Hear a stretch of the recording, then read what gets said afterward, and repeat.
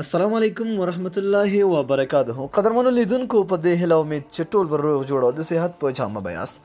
قدرمنو په نننۍ ویډیو کې به موږ خبره کوو د انټرنیټ د زر وهلو هغې علاج. دوستانو ډېر وخت به تاسو لیدلی وي چې کله هم تاسو خپل انټرنیټ خلاص کړئ او تاسو خپل انټرنیټ یوز کوئ هم نه خو اټومیټیکلي ستاسو انټرنیټ چې ده هغه وهل کېږي یعنې ام بي یعنې ختمیږي او بل ستاسو د موبایل چارج هم پخپله ختمیږي.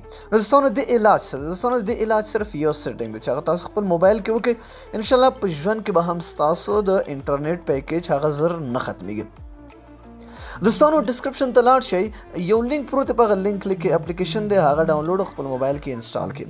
دوستانو چې کله هم تاسو اپلیکیشن ډاونلوډ کړه، چې کله هم تاسو خپل موبایل کې انسټال کړه، نو سمپل به تاسو ډېر ورکوټي اپلیکیشن دی، زر 3 MB که 100 MB اپلیکیشن دی، هغه چې تاسو خپل موبایل کې انسټال کړئ نو هغه به سره به تاسو خلاص کړئ. زه اوس ګورم دا ګورئ چې کله هم تاسو دا خلاص کړئ تاسو موبایل ته اګري غواړئ هغه به اګري کوئ. صحیح ده دوستانو؟ دلته به تاسو ټول ستاسو د موبایل اپلیکیشن دی راځي چې څومره اپلیکیشن تاسو خپل موبایل کې اچولي. زما موبایل کې ډېر زیات دي. صحیح ده؟ نو دا تاسو پرې ډیپنډ چې څونه اپلیکیشن ستاسو وي.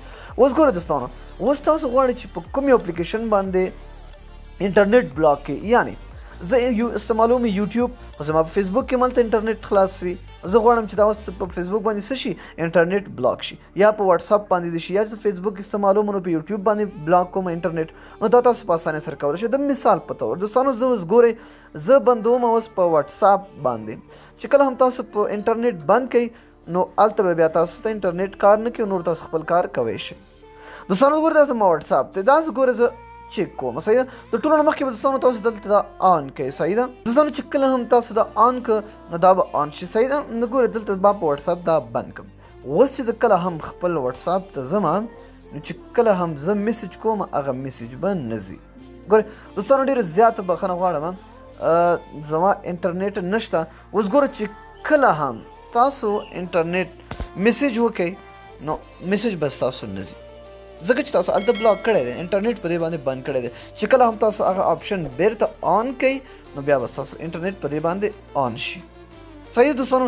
ډېر یو خوندور او ډېر یو زبردست اپلیکیشن دی، ضروري خپل موبایل کې انسټال کړئ. دوستانو دا نننۍ ویډیو که ویډیو مو خوښه وي حتما در سره لایک او د خپلو دوستانو سره یې حتما شیر کړئ. تر بیا بلې ویډیو د الله په امان په دعاګانو کې مې یاد ساتئ.